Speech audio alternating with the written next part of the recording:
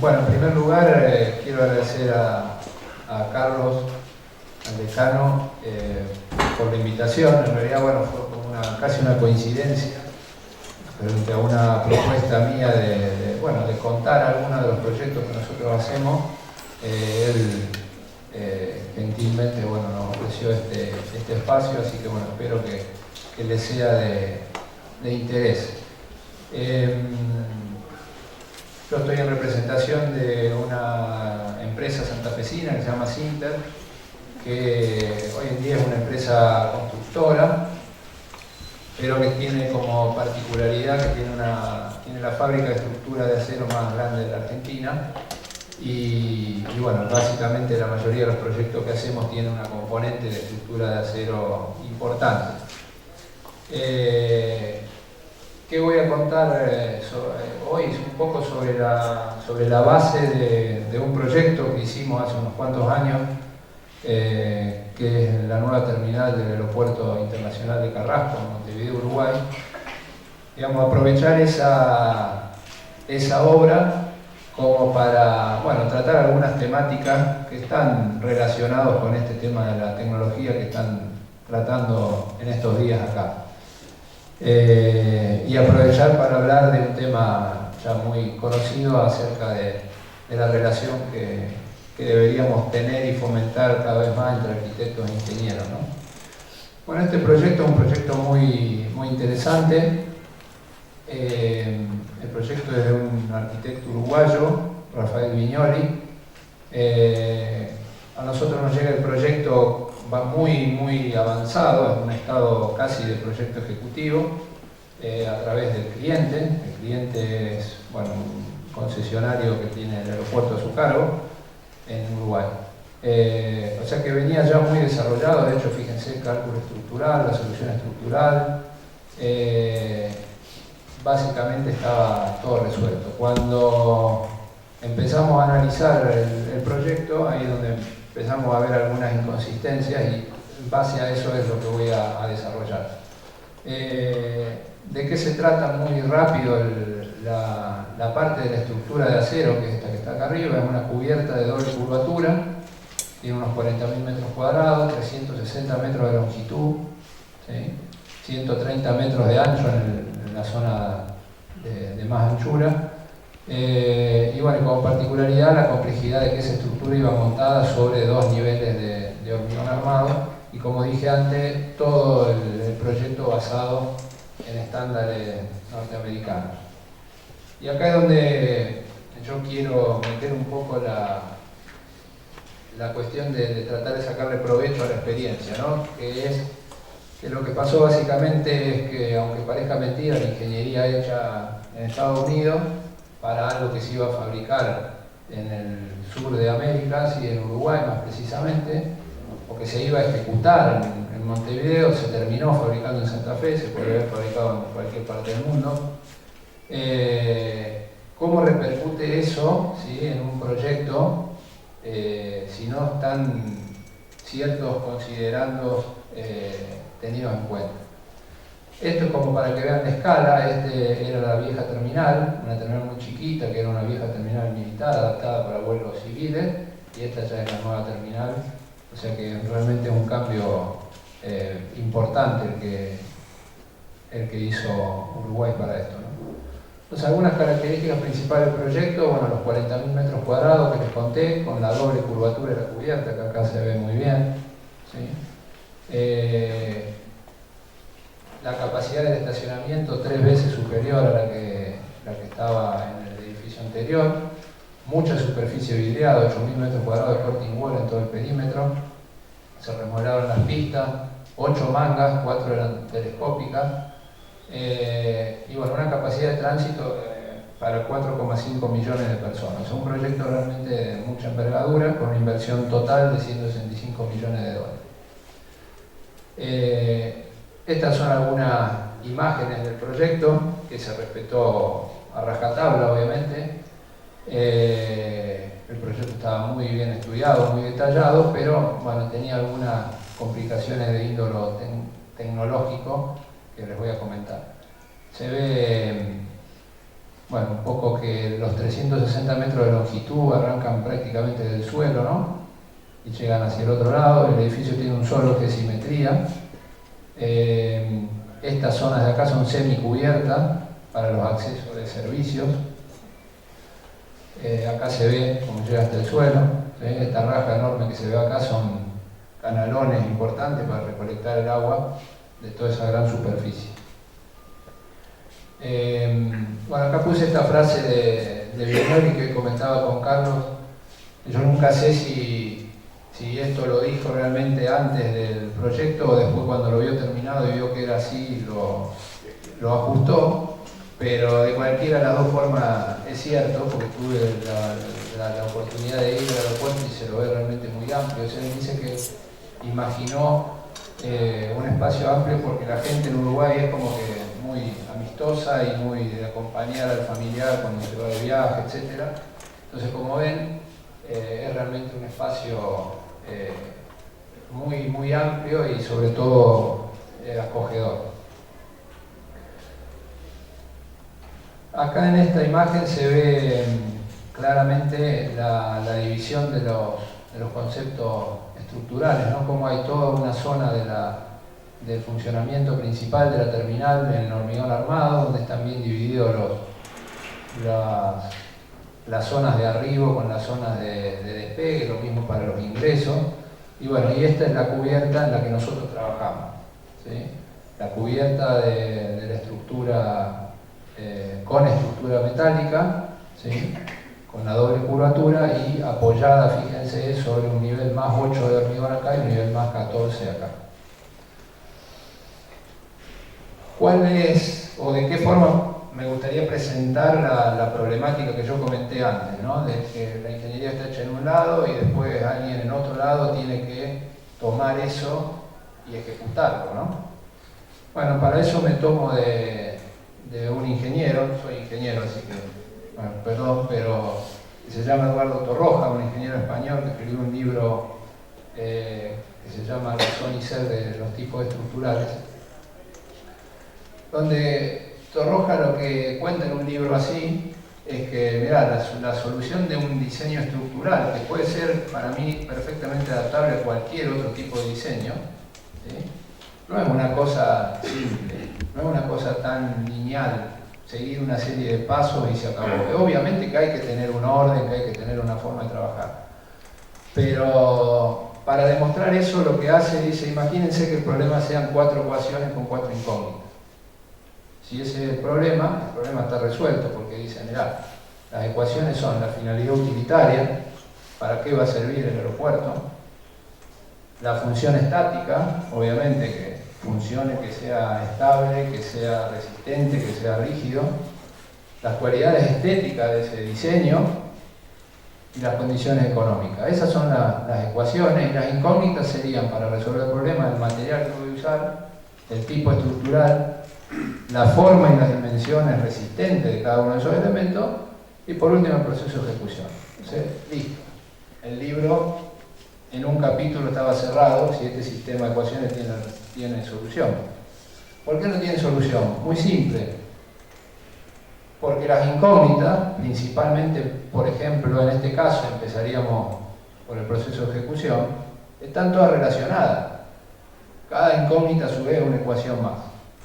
Entonces, si uno piensa que el proyecto se hizo suponiendo que se iba a fabricar en, no sé, California, porque era la tecnología conocida, lo disponible, lo que estaba a mano, la normativa y todo, se parte ya de un concepto equivocado desde el inicio, ¿sí?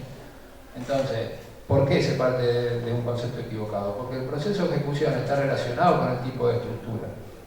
En este caso hicieron una estructura de acero y bueno, había una empresa que podía hacerlo, pero ¿y si no había?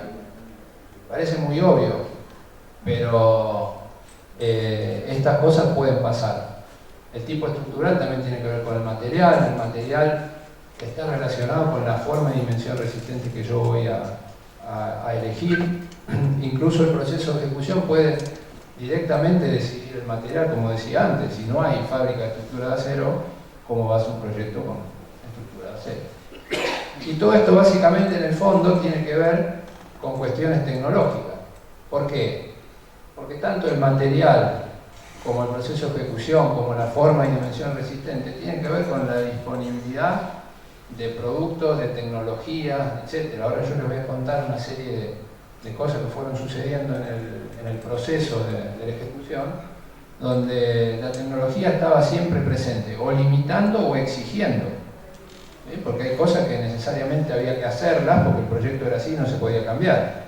Entonces, bueno, ¿qué exige? Exige adaptar, ¿sí? O conseguir tecnología apropiada para esto.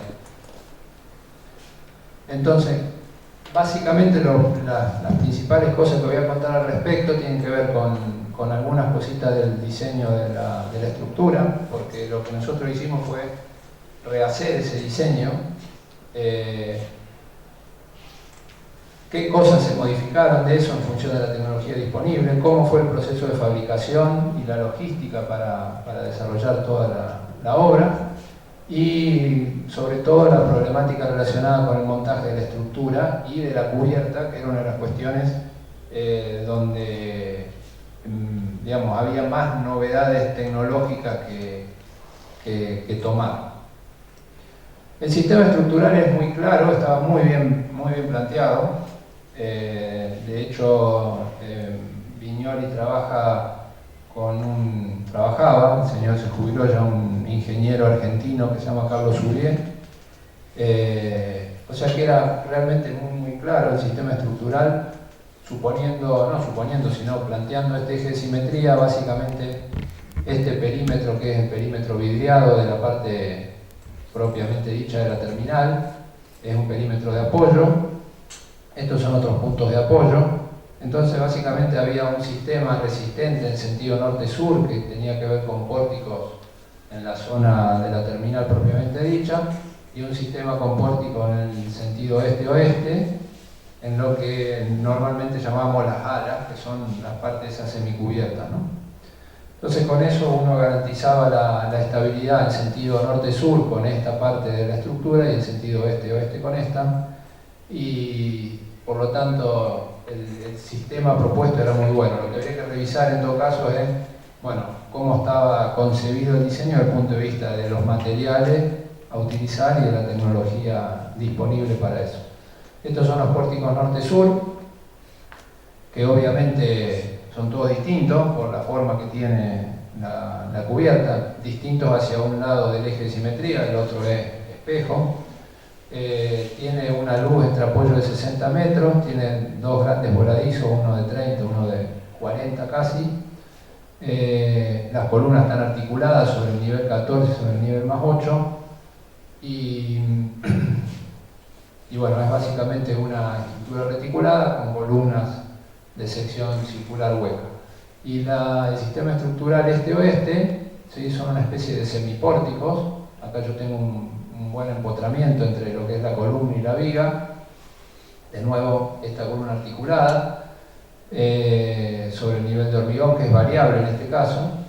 Y bueno, acá tiene una biela de apoyo y acá finalmente un apoyo deslizante. Ese apoyo deslizante lo que garantiza es que el edificio dilate hacia los dos extremos libremente, o sea, los 360 metros, ¿sí? El edificio se estira o se acorta gracias a esos puntos de movimiento. Bueno, las cosas lo más simple fue adaptarnos a las calidades de acero, porque hoy en día las calidades de acero, salvo que sean muy extraordinarias, están disponibles en prácticamente todo el mundo, con distintos nombres, o sea que eso no tiene mucho misterio. Se usaba acero de contención de fluencia de 355 megapascales y acero con 290 para las secciones circulares huecas. Sí, tuvimos que adaptar el tipo de caño a utilizar, porque por ejemplo, algo que parece una pavada, pero en Argentina no hay caño de sección circular, o sea, no hay sección circular hueca disponible, fabricada o laminada exclusivamente o con el fin de usarlo para la construcción. ¿Sí? Para lo cual en Estados Unidos, por ejemplo, o en Europa hay normativas donde dice usted va a usar un acero para la construcción o sección circular hueca, use esta calidad. y tiene determinadas características ese acero para permitir la construcción. Entonces nosotros tuvimos que usar caños de origen petrolero, que tiene otra complicación porque son un poco más complejos de soldar, tienen más carbono. Entonces, bueno, de nuevo, la tecnología disponible, ¿qué hago? ¿Me traigo el caño de afuera o uso esto? ¿Sí? Adaptándome. Sí, había también alguna limitación con el tema de los perfiles, porque la perfilería vino toda en base a series americanas, y nosotros teníamos dos objetivos: adaptar el proyecto y en lo posible optimizarlo desde el punto de vista de los costos, porque bueno, los clientes siempre quieren pagar menos, ¿no? Entonces todo lo que eran perfiles laminados, que son en base a las secciones W de la serie americana, nosotros hicimos toda una transformación a perfiles armados, por dos motivos. Primero, porque los perfiles W esto había que importarlos y eso impactaba directamente en los tiempos de ejecución del proyecto, ¿sí? Parece mentira, pero en Argentina hoy importar perfiles de cualquier parte del mundo lleva 4 meses, ¿sí? Entonces en un proyecto que tenía que durar un año y medio, si uno dice me demoro 4 meses en tener los perfiles, como que está desproporcionado, ¿no? Entonces, por un lado, la idea fue, mira, yo fabrico los perfiles, o sea, nosotros tenemos tecnología disponible para fabricar perfiles doble T en base a partir de chapa cortada, y además aprovecho y trato de optimizar las secciones, porque una cosa es, en base a las solicitaciones obtenidas de un análisis estructural, elegir un perfil de un catálogo, y otra cosa es generar un perfil lo más acorde posible para esa solicitación. Si yo tengo esa capacidad, puedo de alguna manera mejorar la cantidad de material a usar. Bueno, después hubo que hacer algunas otras adaptaciones, porque perfiles también L, de grandes dimensiones, en Argentina no se laminan. Entonces, bueno, hicimos una transformación cambiando incluso la forma de la sección, y lo mismo para algunos arriostramientos en la cubierta. Entonces, para eso el cliente, la condición que nos puso, bueno, pero porque uno puede hacer un reemplazo perfil por perfil si conoce las propiedades, conoce cómo funciona la estructura, como era en nuestro caso, pero no, el cliente nos condicionó a que nosotros teníamos que hacer el análisis estructural completo, y Sorton y Tomasetti, que era el autor del proyecto, lo tenía que auditar. Entonces, para poder hacer esas modificaciones tuvimos que hacer todo el análisis, así que bueno, hicimos el análisis, el cálculo estructural, el elemento finito, en un modelo de 3 dimensiones, y a partir de eso, de tener eso aprobado, bueno, trabajamos con una herramienta que se llama Tecla, ¿sí? Que es un programa que modela todo en sólido en 3 dimensiones y que está muy orientado a las soluciones de estructuras de acero. Entonces, es un programa que además lo que permite, lo vamos a ver ahora en un par de ejemplos, es obtener mucha información en el formato adecuado para después utilizarlo en la fábrica. Hay una serie de máquinas que, ¿cómo hacen para trabajar? Bueno, toman información digitalmente a partir de un archivo. Ese archivo de control numérico lo genera el programa, entonces uno puede hacer las cosas de manera más eficiente. Pero realmente en este caso la herramienta es muy importante porque, por ejemplo, cosas como estas que veíamos acá, ¿sí? O detalles de nudos raros, acá la geometría es compleja, bueno, es fundamental verlo en 3 dimensiones. Otro de los aspectos relevantes de semejante proyecto es cómo hacer el análisis del viento. Primero por la magnitud y segundo por la forma. Es una forma que no se encuadra en ningún reglamento. Cuando uno se pone a ver un reglamento y dice, uy, ¿qué pasa cuando tengo una zona semicubierta, la otra cubierta, la curva, esto, lo otro? Y además por la envergadura, el costo que representa para este proyecto un análisis de túnel de viento realmente vale la pena, porque es muy menor.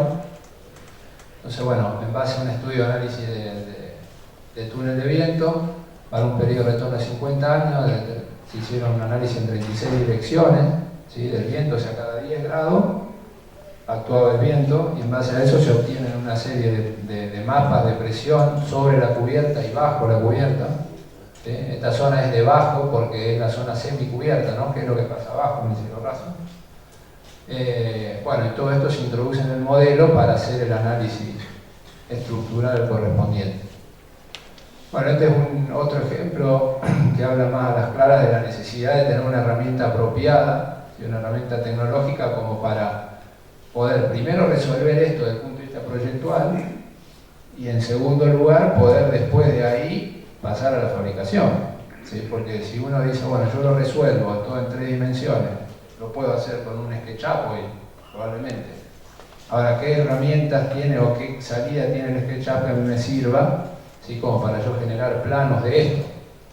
Si yo lo resuelvo, lo veo muy lindo y después tengo que ponerme a hacer plano a mano o en un AutoCAD, no tiene sentido. Entonces esto lo que hace es garantizar el flujo de esa información desde el modelado en 3 dimensiones hasta los planos de fabricación, los archivos para la fábrica y obviamente los planos de montaje, ¿no? Bueno, ahora les voy a contar un poquito algunos aspectos que para mí son relevantes de la fabricación, que básicamente de la fabricación y la logística. Básicamente de la fabricación les voy a contar un poquito cómo es el tema de las vigas reticuladas principales de la cubierta, qué cosas son destacables de eso. El tema de los empalmes tipo boca de pescado se llama, ¿sí? Que son los encuentros entre esos caños que forman todas las columnas perimetrales.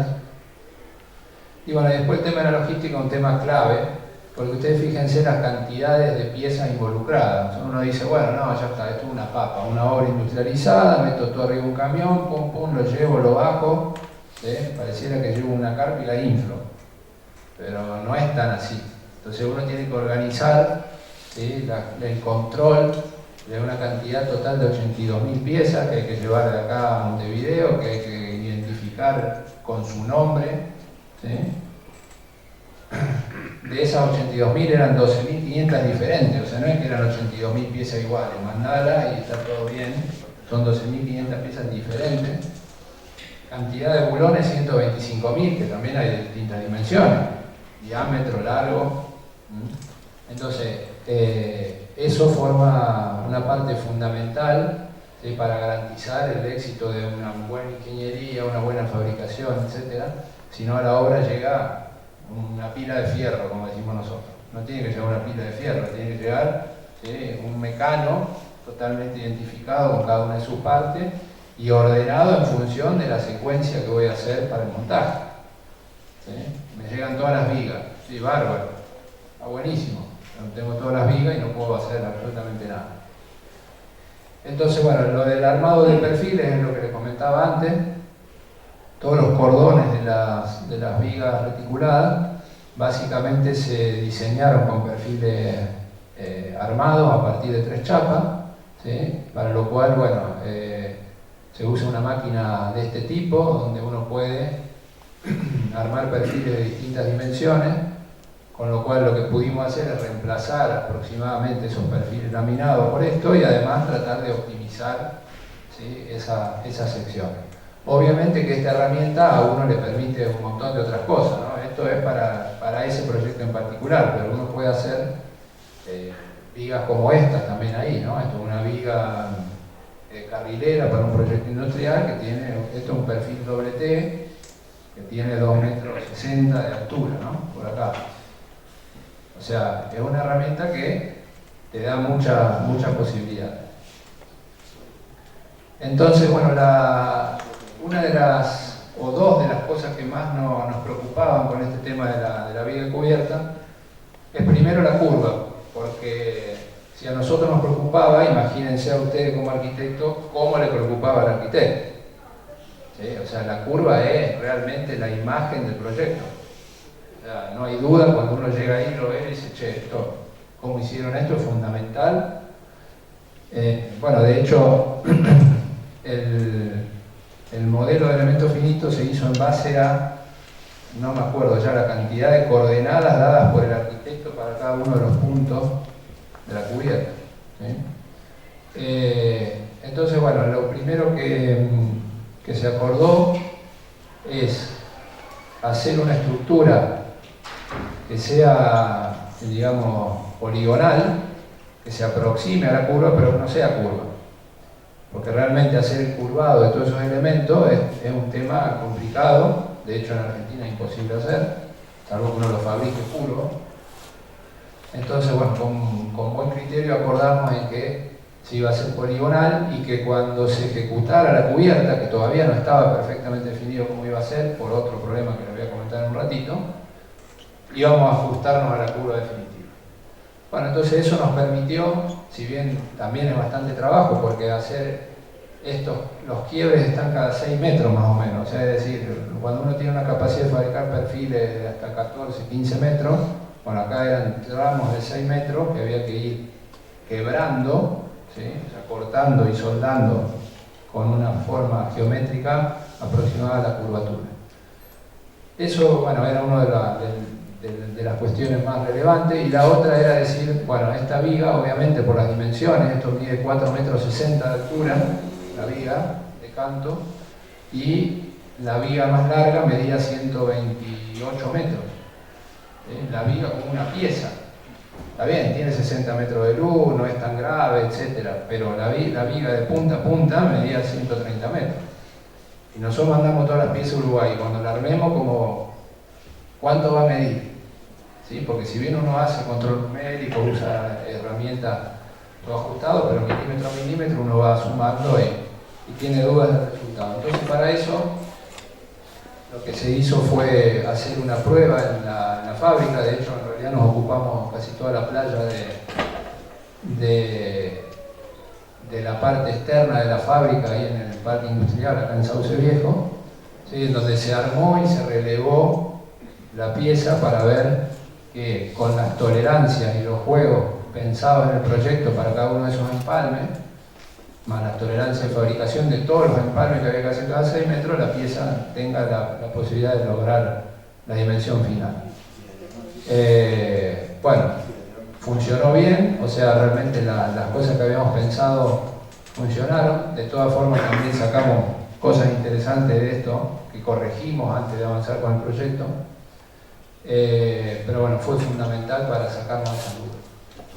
El otro tema muy importante tenía que ver con todo lo que es la construcción de las columnas. Las columnas tienen esa forma en V, pero además tienen toda una serie de arrastramientos horizontales acá, ¿sí? Que generan encuentros como este, ¿sí? Todos con caños, esos caños todos soldados en obra por una cuestión estética. O sea, uno dice, no, esto vamos a hacerlo ablonado para que sea más fácil. Bueno, pero hay un condicionante que es estético, que esto quede así, que realmente, desde mi punto de vista, por lo menos muy agradable. Pero para eso hay que lograr conexiones de este tipo o de este tipo con una precisión importante, sobre todo porque, como dije antes, el eje de simetría hacia un lado y hacia otro son todos distintos. Y no es que distinto, uno mide 4 metros, otro mide 6 metros y vos más o menos a ojo lo reconoces. Son distintos con pequeñas variaciones, ¿sí? Porque va variando la curva suavemente y entonces cada uno de estos cortes son particulares y tienen que ser muy precisos. La dimensión de la columna armada es del 20 metros por 25, por lo tanto obviamente todo esto va suelto a la obra y hay que presentarlo en obra y soldarlo. Entonces, bueno, ahí tuvimos que hacer al revés, ahí tuvimos que acceder a nueva tecnología, ¿sí? Que no teníamos disponible para un proyecto de esta envergadura, para poder hacer esos cortes de la manera adecuada, ¿no? Entonces, básicamente lo que se hace es adquirir una herramienta que, a partir de los archivos que salen del programa, un archivo de control numérico que le dice a la máquina, vos tenés que cortar en el espacio el caño de tal diámetro de esta forma. Entonces, con eso nos aseguramos de que cada una de esas conexiones tenga las dimensiones apropiadas y la terminación adecuada para poder hacer la unión soldada, ¿no? Bueno, este es un ejemplo de cómo funciona la máquina. A ver cómo queda la forma del corte. Y, por ejemplo, ese mismo corte, en este caso, estaba pensado para hacer un encuentro de ese tipo entre dos caños iguales. Nosotros acá teníamos caños del mismo diámetro, caños de distinto diámetro, había encuentros de distinto tipo.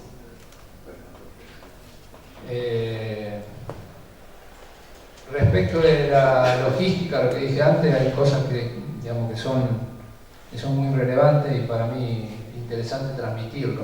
Cuando uno trabaja en una cosa como esta, es fundamental que la secuencia, el flujo del material esté perfectamente coordinado entre la fábrica y la obra, ¿sí? Que vaya avanzando de acuerdo a las necesidades del proyecto, de acuerdo a la disponibilidad de avance en el proyecto. Muchas veces no, la obra civil empieza por una punta, la obra metálica por la otra y se arma el lío, ¿no?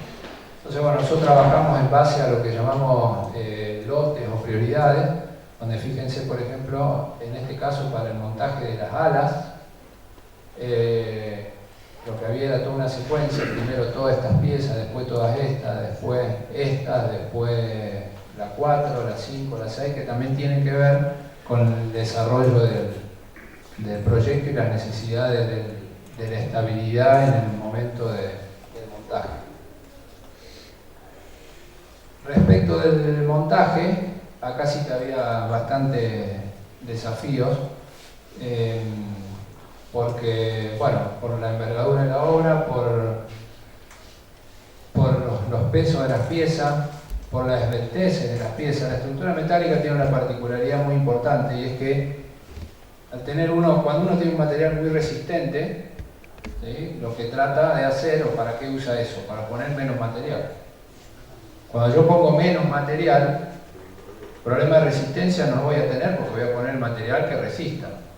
Pero empiezo a tener un problema de esbelteces importante. Y las estructuras metálicas son todas súper esbeltas.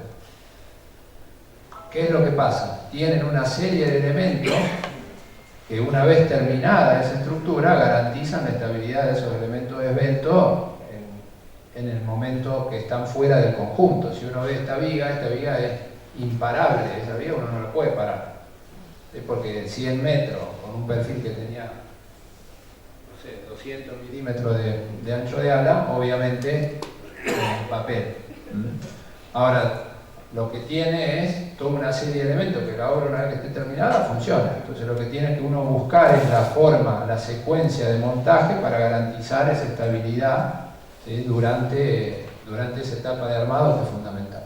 Bueno, la otra complicación es el montaje de una estructura de hormigón armado, ¿sí? Además la estructura se estaba ejecutando en ese momento, o sea que realmente era bastante problemático. La disponibilidad limitada de grúas, eso era un aspecto tecnológico que no era menor, ¿sí? De hecho, las grúas fueron de Argentina, en Uruguay no había grúas para esto, y tampoco en Argentina había 42 para elegir, ¿no? Entonces eso obviamente es un problema que después termina siendo un problema económico. El control de las uniones abulonadas, hay 125.000 bulones que hay que controlar. Entonces, bueno, es un tema. Y la importancia del premontaje en taller debido a la complejidad geométrica. Nosotros prácticamente nunca hacemos premontaje, es decir, prearmamos para ver si lo que fabricamos coincide. ¿Por qué? Porque, digamos, cuando uno hace algo bajo un sistema de calidad, con ciertas normas, y es algo repetitivo, con controles y usando toda la tecnología de control numérico, etc., no es necesario. Ahora, cuando tengo una cosa rara, donde estoy metiendo procesos novedosos, es fundamental. Entonces, por ejemplo, además de armar la viga, que les mostré antes, se hizo una prueba con un módulo de la estructura que se iba a montar. ¿Por qué digo un módulo? Porque básicamente está formado por dos vigas y los elementos que la vinculan entre sí. Esa es una de las formas que yo tengo de mejorar y de reducir la esbeltez de las piezas individuales. Si yo quiero subir o mover una pieza individual, bueno, realmente seguramente iba a tener éxito esa viga de 60 metros, por ejemplo, entre columnas. Ahora, armando un módulo de esta manera, uno puede asegurar la estabilidad. Y bueno, este módulo, si se fijan, la complejidad geométrica es importante porque al ir la cubierta bajando hacia el suelo, además las vigas van cambiando la pendiente, se hace todo un sistema de caballetes para darle la forma, control topográfico, etcétera, para cada uno de esos módulos que son diferentes. Entonces, este es un esquema del montaje de los pórticos norte-sur de la zona central, donde básicamente lo primero que había que hacer era montar este conjunto de columnas, para lo cual había que estabilizarla provisoriamente, porque si yo apoyo ese triángulo ahí, fin, no se queda, sigue inestable. Después se montaban desde afuera, ahora lo vamos a ver, estos módulos de los extremos del pórtico, que si yo lo apoyo en la viga, perdón, lo apoyo en la columna tal y como está, tampoco era estable, por lo tanto hay que agregar una serie de elementos auxiliares como estas torres de apeo, que por desgracia también son distintas, tiene uno que ir regulando las alturas, y finalmente este módulo que había que armarlo arriba del hormigón, ¿no? Con la complejidad también de los distintos desniveles, fíjense cómo las patas tienen distintas alturas y todo, para después con dos grúas muy grandes levantar esto, ¿sí?, hasta su posición final. Eso con un poco más de claridad con algunas fotos, eso sería el montaje de las columnas, ¿sí? Algo que la gente de la arquitectura está muy acostumbrada a ver, el tema de las escalas. Fíjense, ¿no?, la escala que tiene esto, ¿no? Hay una persona que está terminando de deslindar. Acá se ven los módulos montados arriba del hormigón, y entonces después, una vez que las columnas estén posicionadas, sostenidas, fíjense que esto claramente se cae, ¿no? Entonces hay que estabilizarlo provisoriamente. Una vez que eso estaba en posición, se procedía con el montaje de los extremos del pórtico.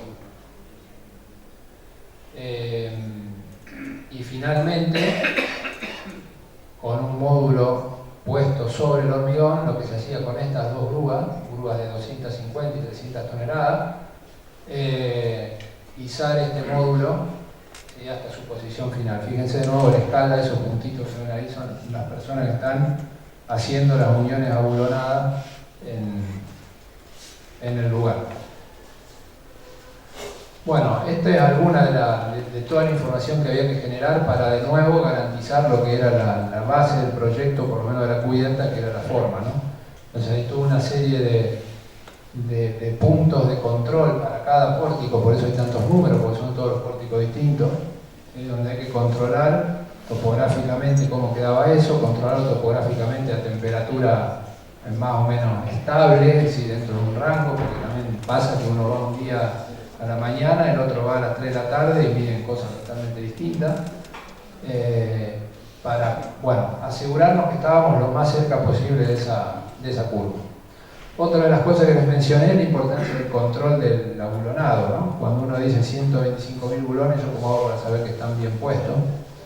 Además, muchísimas de esas uniones estaban diseñadas por lo que se llama deslizamiento crítico, es decir, es una unión que funciona por rozamiento, porque que se deslice relativamente una pieza respecto a la otra es crítico, es un problema de servicio para la estructura que no se puede admitir.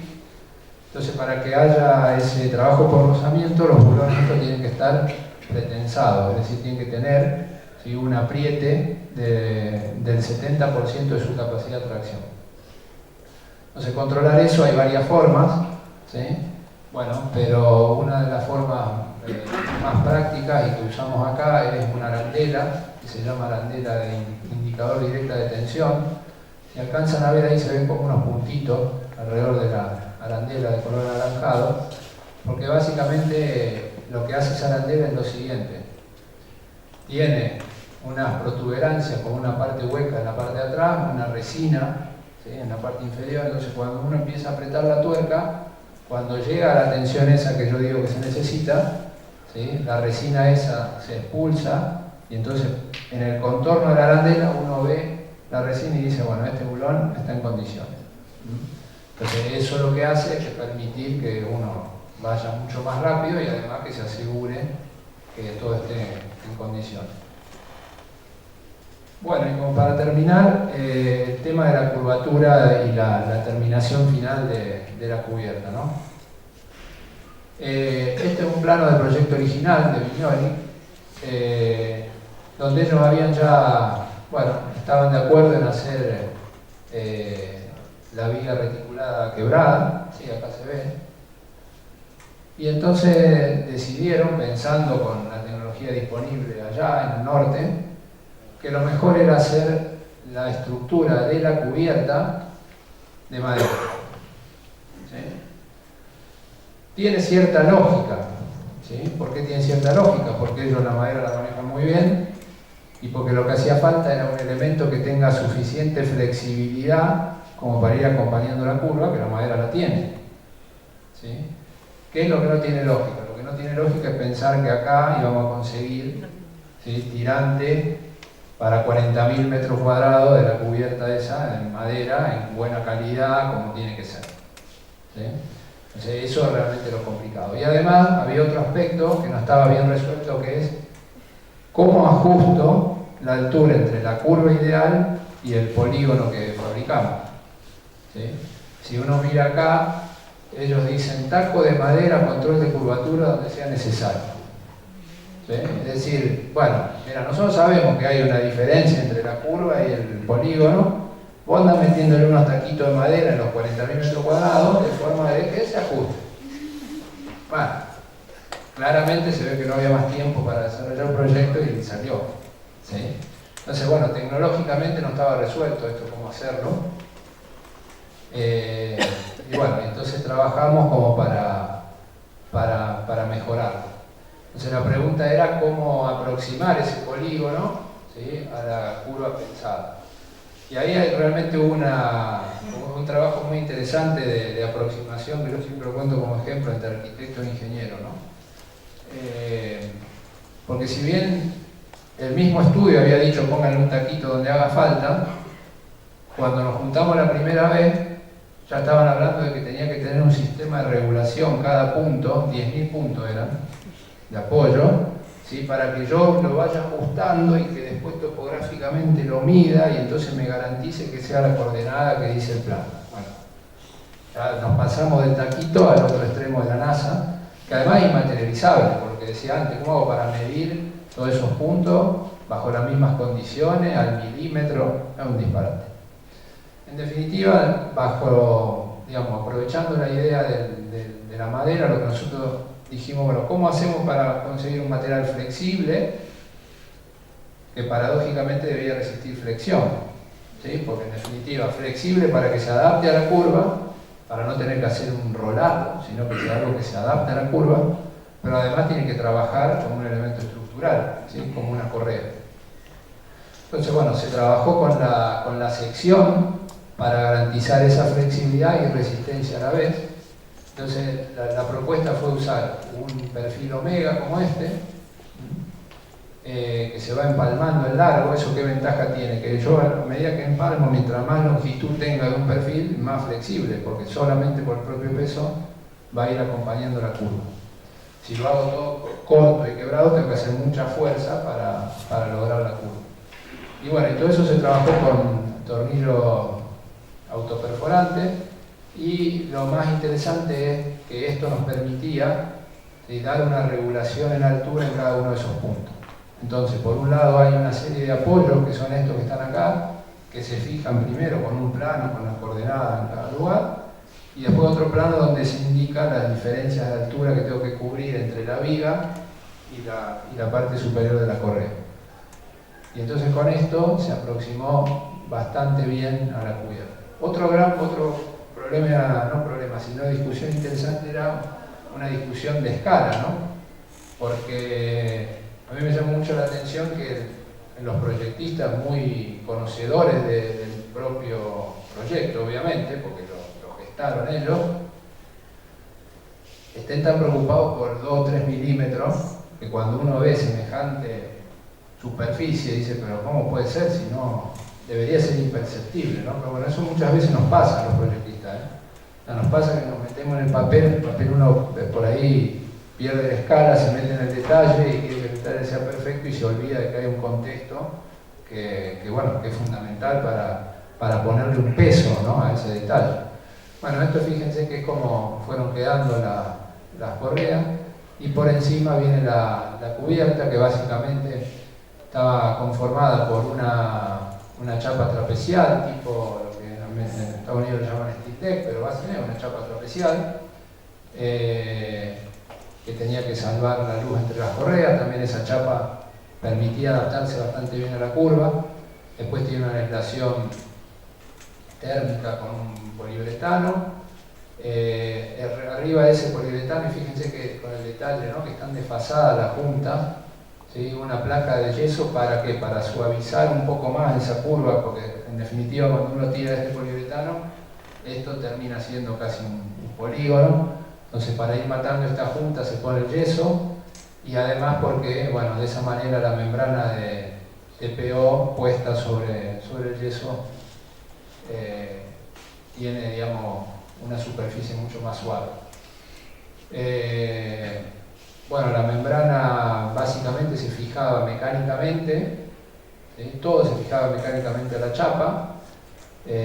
La membrana se fija también mecánicamente hasta la chapa y después se solapa y se sella, se suelda térmicamente, ¿no?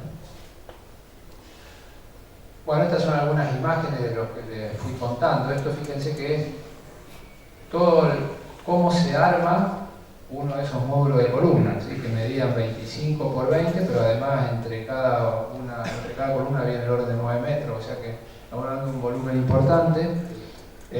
Todas estas uniones estaban soldadas en obra, para lo cual había que, fíjense, estas torres para poder, digamos, aproximarse a la geometría, ¿sí?, que requiere esto, porque una vez soldado, bueno, ya queda. Bueno, en esta misma foto se ven los módulos que se armaban afuera para los extremos del puerto. Acá este es uno de esos módulos, ¿sí?, donde este está en proceso de armado, todavía tiene algunos arrastramientos sin poner, y bueno, cómo se iba generando la curvatura con distintos puntos de apoyo, caballetes, etc. Esta es la parte más compleja de ese prearmado, que es de uno de los módulos que está sobre el hormigón, ¿no?, sobre la estructura de hormigón. Entonces, acá que teníamos distintos niveles de soportes. Esto tenía posibilidad de regularse en altura para uno poder ir acomodando la curva. Acá hay un trabajo de control topográfico muy minucioso.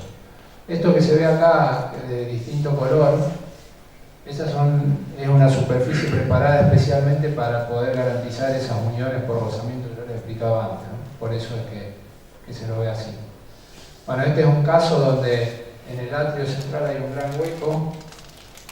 Entonces, con los puntales nosotros teníamos que ir, si acá estamos al nivel 8, teníamos que ir hasta el nivel 4, por ejemplo. Entonces, de nuevo, para 2 o 3 módulos, cosas especiales, ¿sí?, para poder generar todo el módulo de acuerdo a la geometría requerida. Bueno, estas son algunas imágenes ya del avance de la obra. El izaje de uno de los módulos del voladizo. Bueno, esto cuando ya estaba prácticamente toda la estructura norte-sur montada. Acá se ven cosas que faltan porque básicamente el proceso de montaje es ir montando módulos y siempre queda una zona entre módulos que hay que terminar de montar de manera con elementos individuales. Esta es la parte de altura variable que yo les mostraba cuando les contaba de la zona de las alas, ¿sí? Esto es como para ver un poco la escala. Las vigas de las alas eran más largas. Estas son el conjunto de bielas y acá abajo está el apoyo deslizante que está materializado con teflón inoxidable.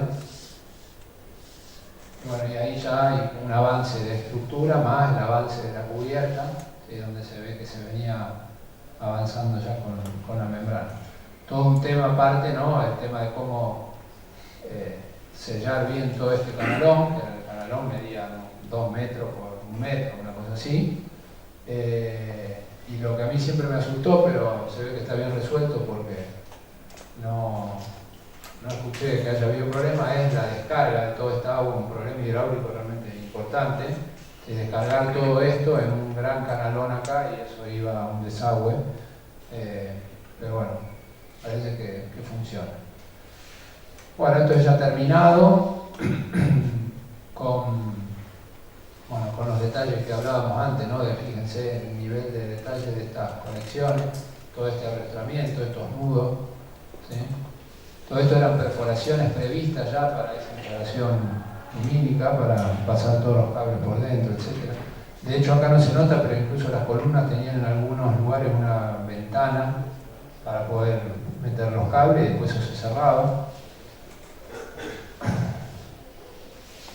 Otra cosa interesante que el cliente cambió y que lo aprovecho para contarlo como anécdota de lo vivo que son los proyectos, ¿no? El cliente cambió el cielo raso. ¿Sí? El cielo raso del proyecto original era un cielo raso bastante tradicional y muy pesado, digo, pesaba 30 kilos por metro cuadrado, 20 y pico. Tenía una serie de aislaciones acústicas, etcétera, etcétera. Bueno, el cliente decidió poner este cielo raso, que es como una especie de tela plástica tensada, que queda muy bien, pero claro, le sacó 30 kilos, 25 kilos a la cubierta. Bueno, buenísimo. ¿Sí? Pero ¿qué pasa? El viento tira para arriba.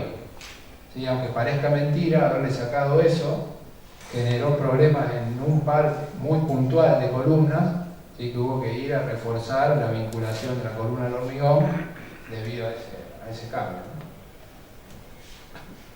Y bueno, estas ya son vistas exteriores, todo terminado.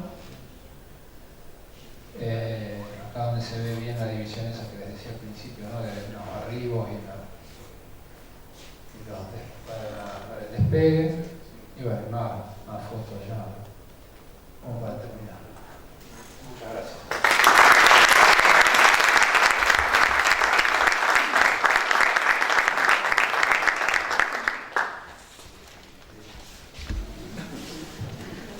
Si alguno quiere hacer alguna pregunta al ingeniero Héctor Rufo, abrimos un...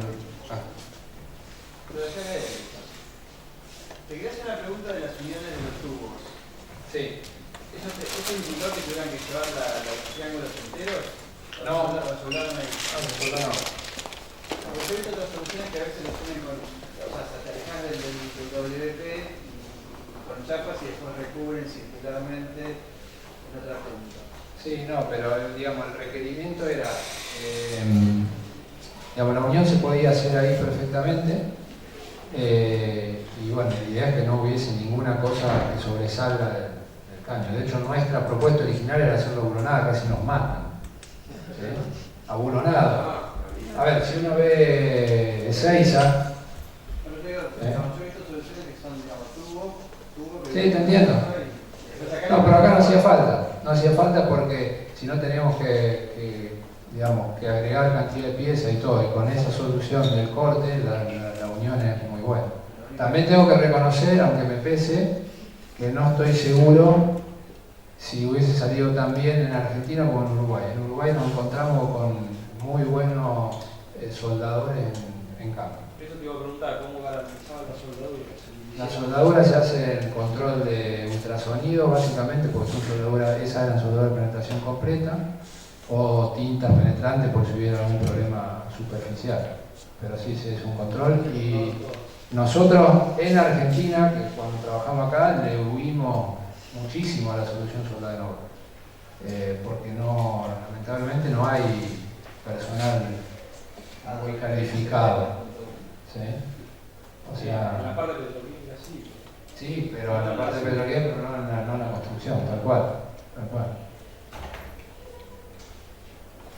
Hola, ¿cómo te va? Yo te quería consultar, nos hablaste de que había una parte de las salas que tenía como un apoyo que se desplazaba, un apoyo. Sí, deslizante, sí. Yo quería saber cómo se materializaba eso. Bien. No vimos alguna foto también que hace la misma pregunta. No, sí, no tengo ninguna foto en particular, pero es simple. Básicamente, uno lo que tiene que lograr es, uno apoya la estructura y eso se tiene que mover. Entonces, para moverse, lo que hay que hacer es vencer el rozamiento que hay entre las dos superficies en contacto. Ese rozamiento, básicamente, es una fuerza horizontal que tiene que ver con la carga vertical aplicada y un coeficiente, que es el coeficiente de rozamiento. Entonces, yo tengo una carga de 100 y un coeficiente de 0,3, tengo que evitar, en ese caso, dejar que para poder moverse, vencer una fuerza de 30. Entonces, cuando el concepto de un apoyo deslizante de ese tipo, hay otros, es que uno lo que tiene que lograr es que las dos superficies en contacto tengan un rozamiento muy bajo. Entonces para eso normalmente se recurre a algún tipo de material que garantice eso. En este caso lo que se usó es un teflón reforzado con fibra de vidrio en contacto con acero inoxidable. Eso tiene un rozamiento del orden de 0,05. Entonces para lograr vencer, en lugar de 30, para los 100, tenés que vencer 5 nomás. Entonces eso con una dilatación mínima, con un delta T mínimo, ya se vencía ese rozamiento y se garantiza. Digamos, eso es algo que se usa mucho en los juegos también y cosas así. Después, el material plástico tiene distintas características en función de la carga, porque también tampoco es fácil conseguir un plástico que te resista cargas muy grandes. Acá la carga no era muy grande porque no sé si vieron que había una fila de columnas muy cerca del apoyo deslizante. O sea, apoyaba directamente sobre el deslizante. Entonces eso también facilitó mucho la solución. Una pregunta, ¿cuánto dilata la estructura? ¿Lo pueden medir? Mirá, lo fui a ver. Lo fui a ver porque en algún momento estaban preocupados justamente por eso, si se movía mucho, si se movía poco, y nos llamaron. Y en el orden de 12 centímetros. Una cosa así. ¿Y cuánto medía? 360. 12 para cada lado, ¿no? O sea, 24 centímetros está dilatando. Entre 12 y 14. ¿Eso ya ha terminado el edificio? Sí, sí, con el edificio en estado ya de servicio.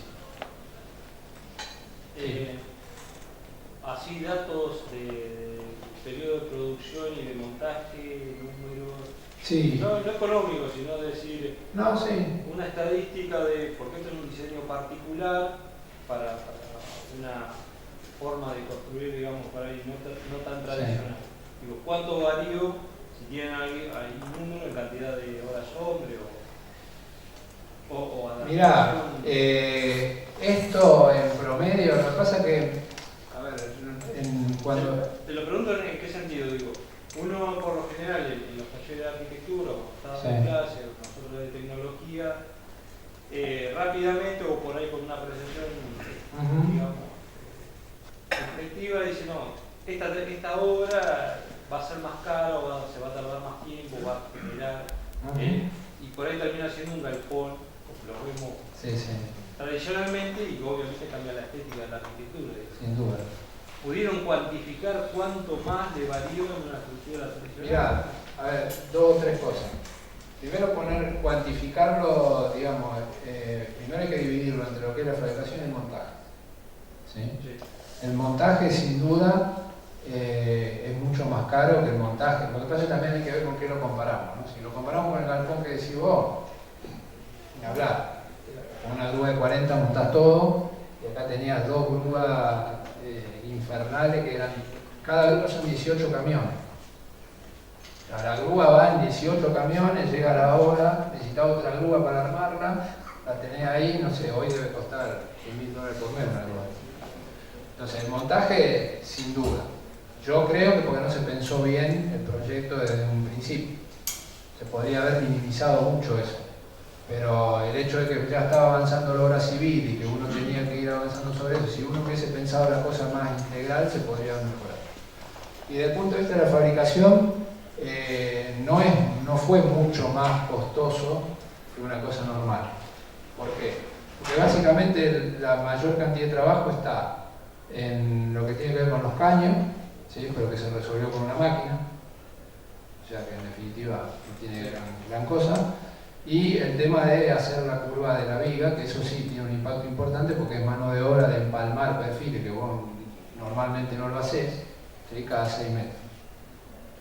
Ahora, lamentablemente sí en Argentina hay otras cosas que hacen que esto sea caro. Por ejemplo, esos caños que quedan hermosos son carísimos. ¿Sí? O sea, cuestan, para que vos tengas una idea, un 50% más que un perfil. Esos son los que se usan laminado para tubo de petróleo. Y en este caso sí, porque en Argentina no hay, entonces uno no... Es un caño que yo no quiero meter petróleo adentro, quiero que resista la carga.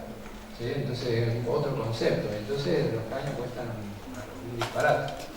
¿Sí? Como para redondear, digamos, olvidándome del material, la construcción no fue mucho más cara, porque básicamente es el tema de la viga curva. El resto, imagínate todas las, por ejemplo, los perfiles L o T que forman las diagonales de la viga, eso es una máquina. Una máquina que vos metés el perfil entero, lo punzona, lo corta y hay que pintarlo nada más. Entonces no fue mucho más. Y el montaje sí, el montaje es significativo. Se podría haber pensado en otra cosa.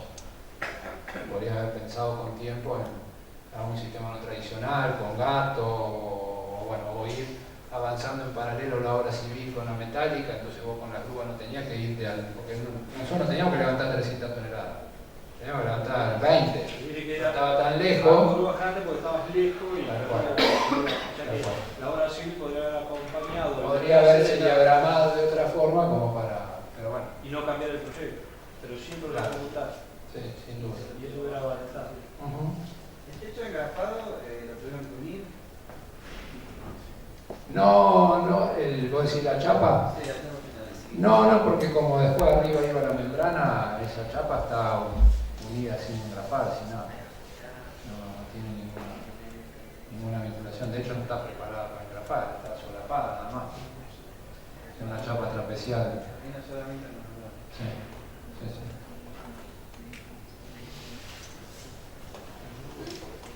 La membrana tiene mucha confianza por trabajo ahí, roque derecho. Mucha confianza en qué sentido, que no se rompa. Sí. Las membranas realmente tienen una evolución enorme, o sea, esa membrana es una membrana Firestone y bueno, tiene una garantía y hasta ahora no ha habido problema. Sí, ellos obviamente te recomiendan todas estas precauciones, ¿no? Che, no me la pongo de cualquier cosa, mañana estuvieron acompañando todo el proceso, además el cliente obviamente está sumamente preocupado por eso. Incluso esta membrana tiene una terminación con teflón, o sea, no habría que decir teflón, pero bueno, TF para reducir de nuevo el rozamiento, entonces eso hace que sea más fácil de limpiar, que se pegue menos la mugre y todo. Porque eso está expuesto, uno lo ve de cualquier lado que llega, ve la montaña blanca, ¿no? El tornillo que vincula la última capa. No, prácticamente no se nota porque está puesto solamente en la junta. Y la junta vos de lejos si mirás con detenimiento la ves. Se ve el solape de la membrana. ¿Sí? Es una membrana de 2-3 milímetros. ¿Alguna protección plástica? Lleva una protección. O sea, cuando vos vinculás mecánicamente en la junta de abajo, lleva toda una protección plástica y arriba se pone la otra membrana y se pega. ¿Cuántos años de garantía tiene eso? ¿Tiene? Una membrana de esa hoy debe tener más de 20. ¿Y cuánto duran así? Ellos dicen que dura, no sé, 40, 50, qué sé yo.